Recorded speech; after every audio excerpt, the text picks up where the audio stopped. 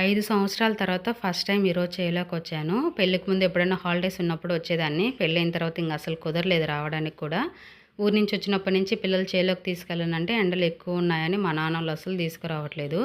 ఈరోజు ఇక్కడ క్యాబేజీ ఇంకా లాస్ట్ కోతంట అయిపోతుంది. అందుకని చూద్దామని వచ్చాము. మా అమ్మ, మా నాన్న పొద్దున్నే 6 గంటలకల్లా చేలోకొచ్చారు. నేను పిల్లలకి టిఫిన్ పెట్టుకొని, మా అన్నయ్య, నేను 7:30కి తీసుకొచ్చాము.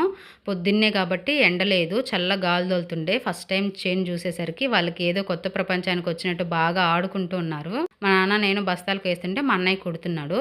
మా సైడ్ ఎక్కువ కూరగాయలే పండిస్తారు. ప్రజెంట్ ఏ కూరగాయలకి రేట్ లేదు. కేజీ రూ. 4, రూ. 5 అంట రైతుల దగ్గర. క్యాబేజీ తోట కూడా చూడండి బాగా పురుగు పడి పాడైపోయింది. ఎక్కువ గడ్డలు అక్కడే వదిలేశారు. లాస్ వచ్చినా లాభం వచ్చినా రైతు వ్యవసాయం చేయడం మాత్రం మానడు కదా. పంట పండించే రైతన్నే లేకపోతే మనం ఎన్ని డబ్బులు సంపాదించుకున్నా తినడానికి తిండి కూడా దొరకదు. రైతులను గౌరవించండి అబ్బా. వీడియో నచ్చితే ప్లీజ్ సబ్స్క్రైబ్.